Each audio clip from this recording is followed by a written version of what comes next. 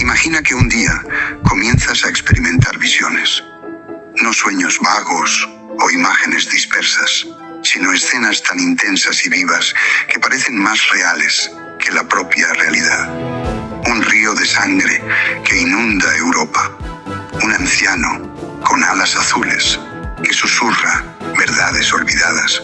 Un descenso a las profundidades del alma, donde las sombras susurran secretos inconfesables. Esta no es una historia ficticia, es la historia de Carl Gustav Jung y su obra más inquietante, El Libro Rojo, un texto que permaneció oculto durante casi un siglo. Un diario que, según quienes lo han leído, es más que un simple manuscrito, es un portal a los rincones más oscuros y luminosos de la psique humana. A finales de 1913, Carl Jung comenzó a experimentar fenómenos que lo aterrorizaron. Veía imágenes perturbadoras y escuchaba voces dentro de su mente. Temía estar perdiendo la cordura, pero en lugar de resistirse, decidió registrar cada detalle en un diario. Es posiblemente la más importante obra inédita hasta ahora de la historia de la psicología. Es un sorprendente volumen de 416 páginas que contiene un profundo trabajo de psicología imaginal sobre sus sueños, visiones y reflexiones en forma literaria y plástica, escrito en alemán y redactado con caligrafía gótica y formato de libro medieval. Contiene también 212 ilustraciones de los inquietantes y enigmáticos dibujos que realizó el propio Jung. Una de sus primeras visiones fue especialmente escalofriante. Jung vio un océano de sangre cubriendo el continente europeo, cuerpos flotando a la deriva, ciudades reducidas a cenizas. 2 años después, la Primera Guerra Mundial estalló y Europa quedó sumida en una destrucción sin precedentes. Para Jung, aquello no era una simple coincidencia.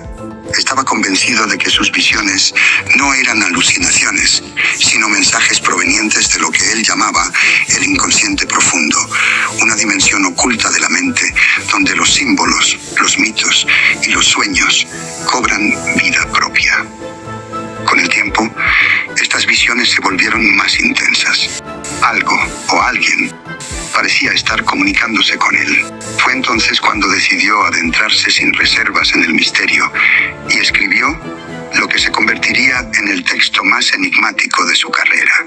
El Libro Rojo no es un simple diario de sueños. Es un relato de encuentros con figuras misteriosas, diálogos con entidades que parecen existir en un plano intermedio entre la realidad y la imaginación.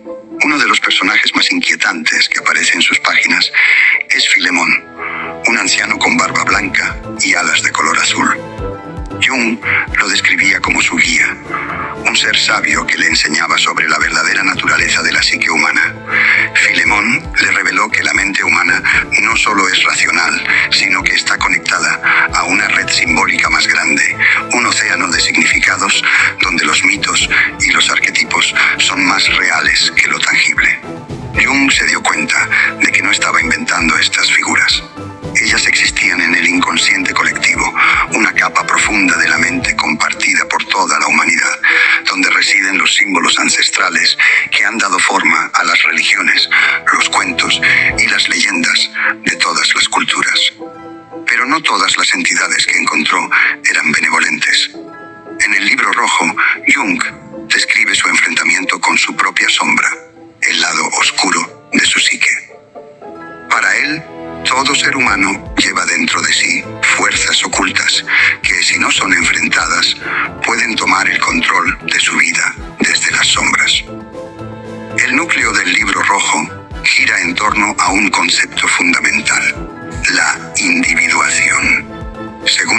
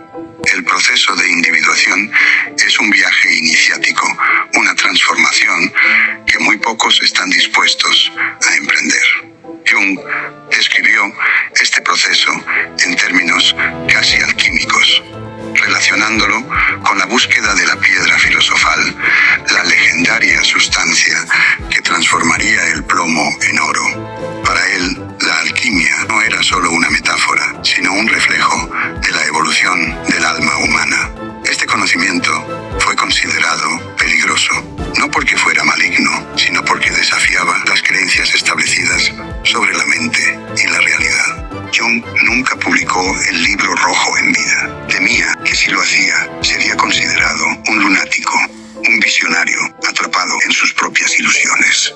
Pasó décadas escribiéndolo, perfeccionándolo, plasmando en él su exploración del alma humana. Al final de sus días, el manuscrito fue guardado celosamente por su familia, como si temieran el poder que contenía. No fue hasta 2009, cuando el mundo finalmente tuvo acceso a sus páginas. Y lo que encontraron dejó a todos desconcertados. El libro no es solo un tratado de psicología profunda. Es un texto con una fuerza simbólica tan intensa que muchos creen que, más que leerlo, hay que experimentarlo. Quienes se han sumergido en él aseguran que sus palabras afectan la mente de formas que van más allá de la simple comprensión intelectual. Algunos dicen que es una obra maestra de la introspección. Otros, que es un manual de magia psicológica. Y hay quienes creen que Jung no estaba explorando solo su mente, sino que había tocado algo más profundo, algo que la humanidad aún no ha terminado de comprender. Las enseñanzas del Libro Rojo siguen vivas hoy en día. Pero la pregunta sigue en el aire. ¿Es el Libro Rojo simplemente un diario personal o es una puerta a un conocimiento más antiguo y oculto? Para quienes se atreven a leerlo, la respuesta parece clara. El libro no solo explica la mente, la transforma. Y ahora la pregunta es, ¿te atreverías a adentrarte en